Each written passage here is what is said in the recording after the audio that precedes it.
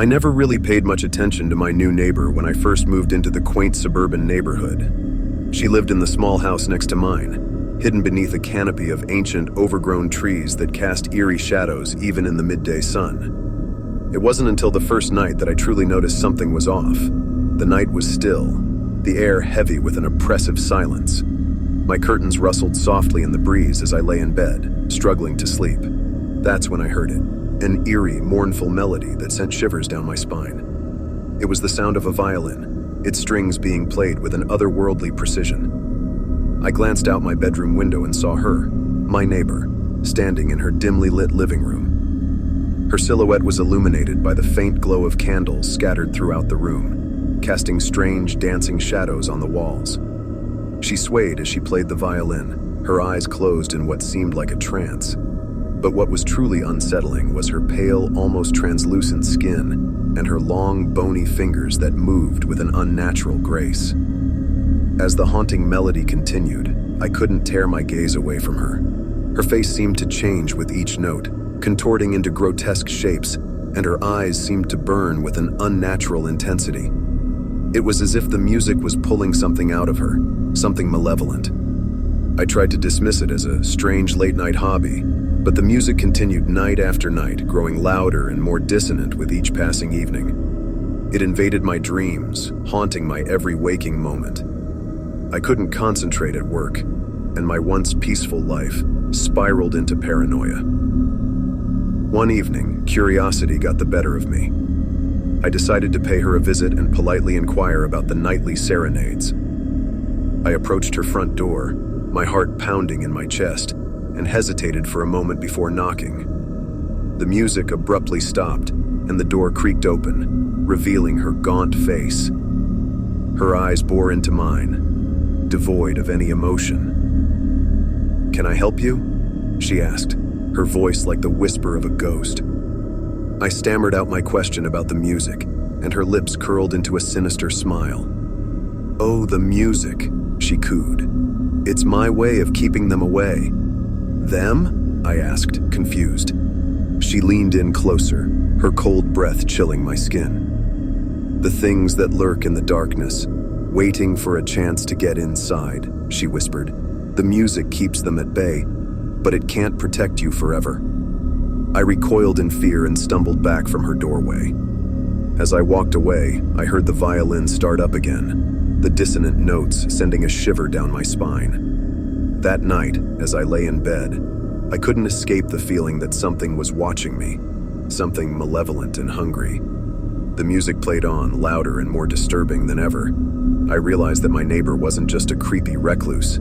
She was a guardian, protecting the neighborhood from unspeakable horrors that dwelled in the shadows. But what would happen if her music stopped? What if the darkness outside her home found a way in?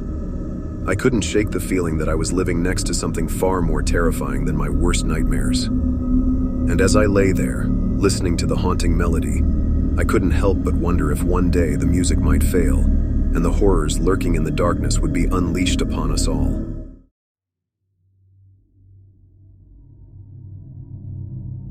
My name is Emily, and I've always been one to keep to myself. I live in a quiet suburban neighborhood where everyone knows everyone else's business. Well, almost everyone. There's one neighbor who no one really knows, Mr. Whitman. He lives alone in a decrepit old house at the end of the street, surrounded by a dense forest that seems to grow thicker every year.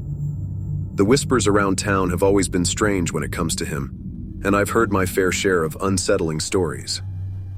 But I never paid them much attention until one chilling night. It was a cold and rainy evening, and I was curled up on my couch with a good book and a cup of tea. The wind howled outside, rattling my windows and making the trees sway menacingly. I was grateful for the warm, safe haven of my home. That's when I heard it, a soft tapping sound, like fingernails on glass. At first I thought it was just the rain, but the sound persisted, growing more persistent with each passing moment. Reluctantly, I got up from the couch and approached the window. I peeked through the curtains and froze in terror. There, just beyond the glass, was a pair of eyes, wide and unblinking, staring directly into mine. The eyes were pale and ghostly, almost glowing in the darkness. My heart raced, and I stumbled back, my pulse pounding in my ears.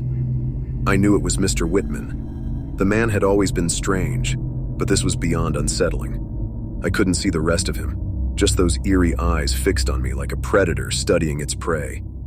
I closed the curtains and backed away from the window, my mind racing with fear and confusion. For the next few days, I couldn't shake the feeling of being watched.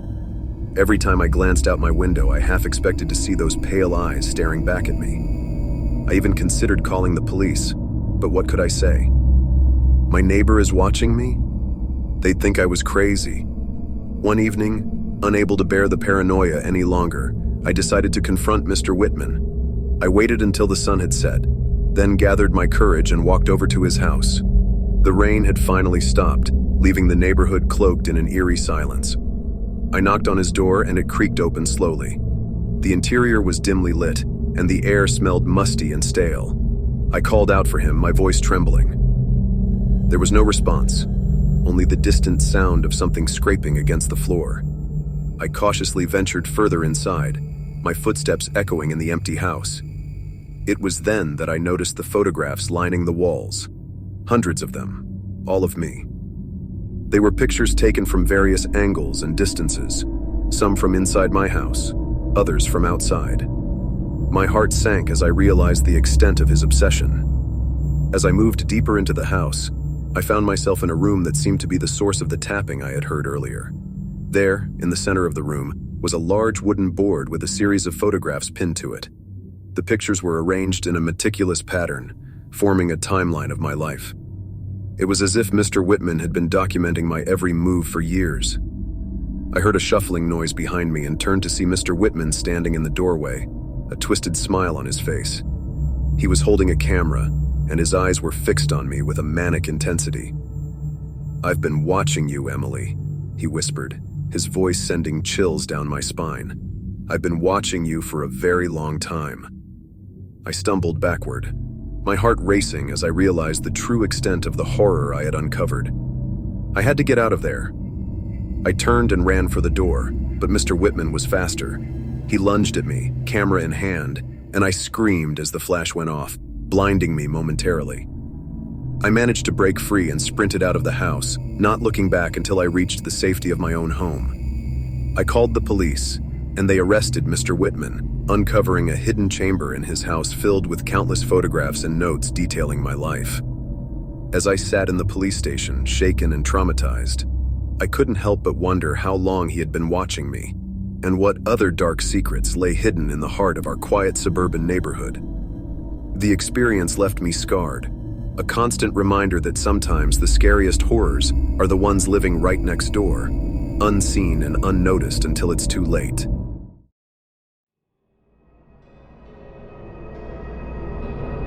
The shadows that danced on my bedroom wall had become my only friends in recent weeks. They twisted and contorted, casting eerie shapes that seemed to whisper secrets of the night. It was my refuge from the dread that gripped my heart every time I heard the creak of the floorboards outside my apartment. I had never met my neighbor, but his presence haunted me like a malevolent specter. He lived in the apartment next door, and I had only glimpsed him a few times through the peephole. He was a tall, gaunt man with hollow eyes that seemed to pierce through to my soul. His skin was pallid, and he always wore dark, tattered clothing that blended seamlessly with the obsidian shroud of his unkempt hair. It all began with a faint tapping sound in the dead of night, like bony fingers gently rapping on my bedroom wall. At first, I dismissed it as a figment of my imagination, or the result of an old building settling. But the tapping persisted, growing louder and more insistent with each passing night. It was as if some malevolent force sought to communicate with me, to draw me into the depths of its sinister world.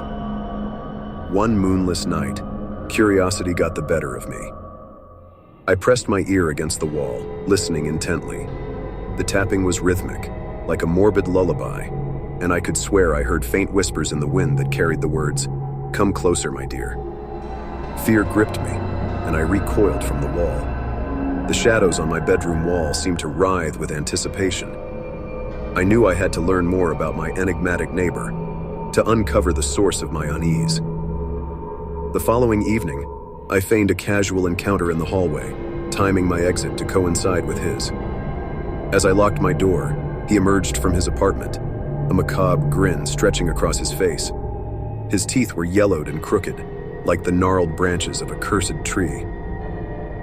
"Good evening," he whispered in a voice that sent shivers down my spine.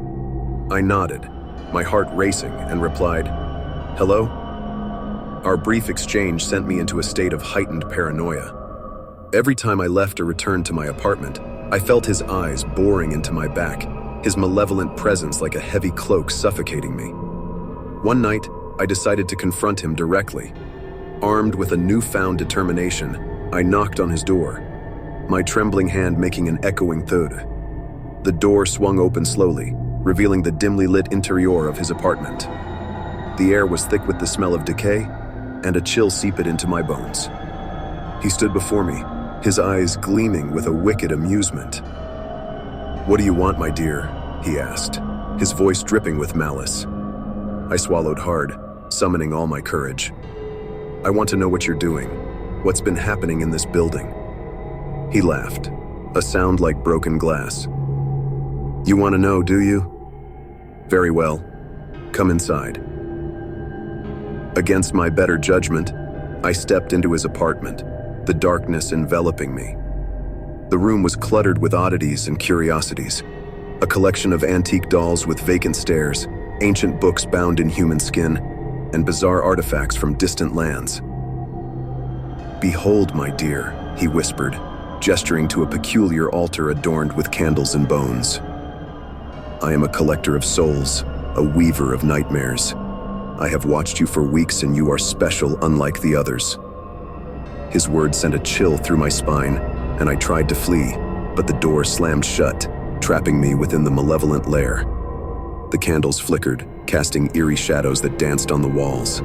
As I stood there, paralyzed with fear, he advanced toward me, his face contorted with a sinister hunger.